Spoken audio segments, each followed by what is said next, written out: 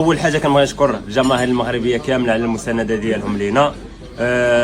كنا صراحه في الماتش كنا كنتمناو اننا نربحوا ونهديو هذا الفوز للشعب المغربي، ولكن ما كتبش. ان شاء الله نعوضوها في الماتش الجاي ديال غدا. المهم الاجواء صراحه ديال اليوم من بعد ما داك الماتش اجواء مزيانه صافي. المهم نسينا داك الخساره وداك الشيء.